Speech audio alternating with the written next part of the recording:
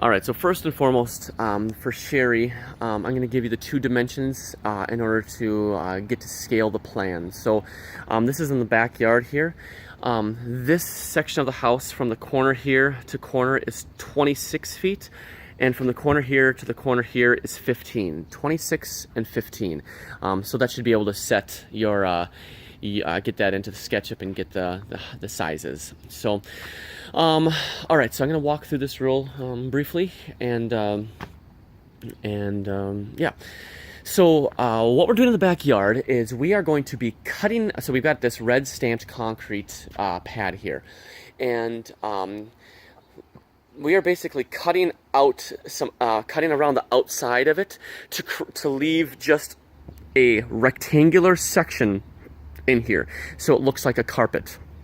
And then around the outside of it, we're going to be installing either Tupelo or bluestone. I'm just going to show you real briefly on the drawing here. So if you look on the drawing, it's this part right here. So as you can see on the drawing, we've got square pieces. We are going to indeed use square pieces. So we're going to go with 2x2s, either 2x2s of the Tupelo or the 2x2s of bluestone. So on the drawing, it also has a row of plants going on both directions. Those plants are not going to be there. So we're actually going flush to the house and flush to the house over here. So it's we're also bidding on the walkway that's coming across here, and we're going to have to make a cut right here on the sidewalk as well. So what we'll do is we'll obviously cut around here, remove all the excess stamped concrete, and install and we'll overlay, we'll install the bulk of it, and then we'll overlay it on the sidewalk here and create a straight cut off of it. So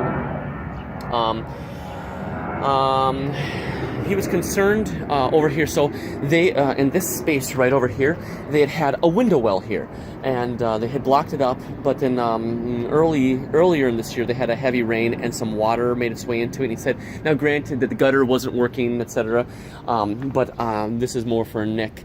Let's consider putting some plastic just along the side here underneath, just to help make sure water goes the correct direction away from this. So, but like I said, the Tupelo or the bluestone is going to fill in this whole area here now.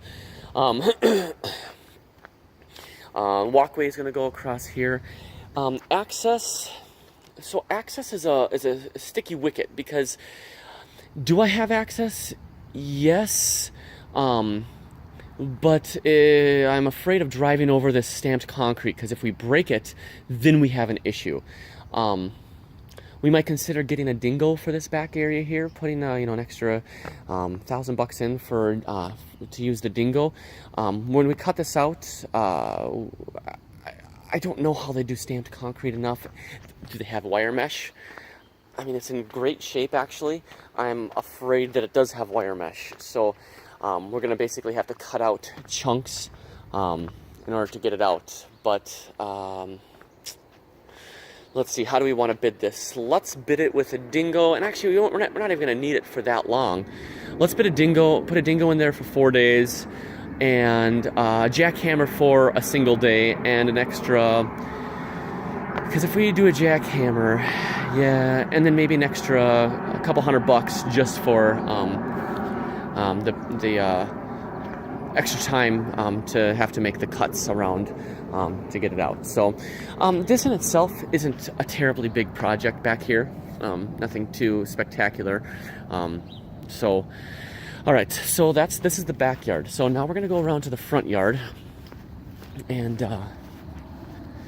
show what we got going on over there. So this front area had been labeled as either Minnesota Buff or Colorado Red. He did say, if there's something that we see that's, better than that, then to let us know.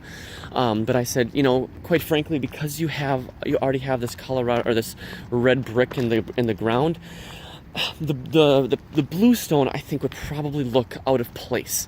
There's just so much red. I think that adding another bold color in such a large, I don't mind brick for risers and stuff, or for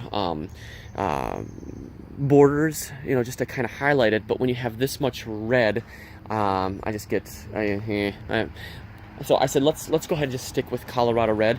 I did tell them that I wasn't sure where to get it at this point. We used to have, M&E used to have it, but they haven't brought any in recently. So, all right, so it's going to go on both sides. Look at the plants on both sides of the sidewalk. We'll obviously have to cut through the sidewalk here to combine the two sides. He had asked about putting in a gas fireplace in his front, or in this front patio here, and I told him that that's actually not a very good idea, because I don't know if this is considered front yard or side yard or what, but I did tell him that Minneapolis doesn't want you to put a patio in your front yard, and by having to get a permit for a gas line would put this on the radar front and center. So I was very clear with him that this is a, though we don't have to pull a permit for this, this is a non-compliance type of thing, etc., etc. So he's aware of the situation. So, yeah. So Colorado Red in this area over here. I actually didn't look at the plan that close if we're plucking these out or not. So if these aren't in that plan, then these will need to go as well. So they asked about our timing. I said currently we're looking at mid-September, but that can change in a heartbeat. So they just need to know that. So yeah, I think that's it. This is, where are we? This is Garfield and Minnehaha, just as a point of reference. Didn't look like a very great place to dump anything on Minnehaha. It didn't have the parking space like in the front, so we'll probably need to stage stuff on the side road here. I think that's it.